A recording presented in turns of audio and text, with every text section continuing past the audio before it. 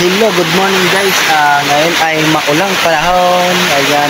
So gusto mag-invest dito sa Old Boso-Boso, Antipolo, Rizal ay goods na goods po dito sa baha. Safe sa baha, malayo sa baha dahil ngayon ay malakas ang ulan. 3 days na umuulan pero kahit ang daanan ng tubig ay maliit pa rin. Ayan, tuloy-tuloy kasi siya. Ang tubig dito sa amin ay tuloy-tuloy pababa. Ang lawak ng daanan ng tubig. Kaya goods mag-invest ng lupa dito sa Old Boso-Boso, Antipolo, Rizal. Ayan.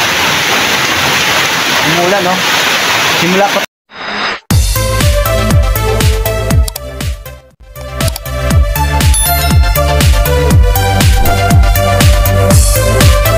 Ito na kagabi hanggang ngayon. Pero ang tubig dito sa amin ay yan lang. Ito ay kubo to, daanan ng kubo to. Daanan siya ng tubig. Lahat ng bagsak ng ulan doon sa taas, dyan dumadaan. Pero ang liit lang ng tubig yun. Hindi kasi siya barado. Hindi katulad sa baba, sa Manila, pag marami ng mga bahay, nababarahan ka agad ng basura. Pero dito dahil hindi malawak ang daanan ng tubig, kung mababarahan man ng dahon, basura, ay matatangay ka agad sa baba. Ayun, matatangay ka. Lalo na yun dun sa baba nito ay ang lawak ng daanan ng tubig kaya malabo magbaha talaga dito sa amin sa Boso-Boso, Antipolo, Rizal. Ayun, goods dito mag-invest ng farm lot, residential lot. Ang guest house ay malayo dito sa baha ang area namin.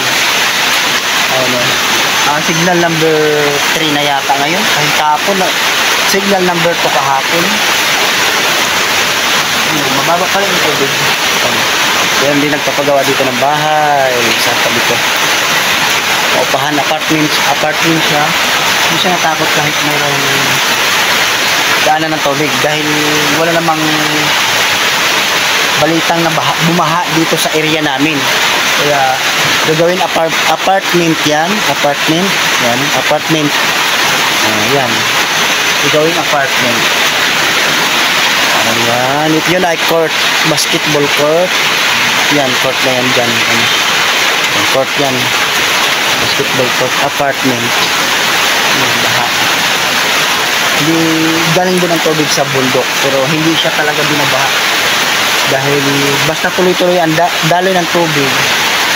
Ay malabo yan. Apaw. Huwag lang babara. Ayun, tuloy-tuloy ang daloy ng tubig eh. Hindi na pa kahapon. Ano. I-edit natin. Zoom natin.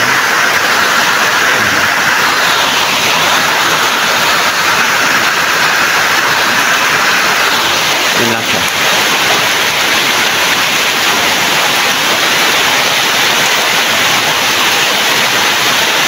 Dilig siya na ulit.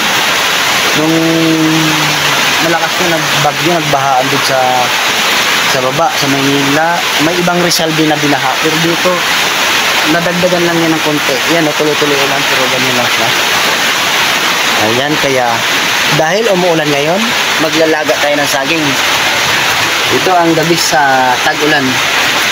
Saging, saba. Pinuulan natin yung maliba. Problema kung paano ang pabingas dahil umuulan. Umuulan guys, ito ang gabi ngayon, saging, saba.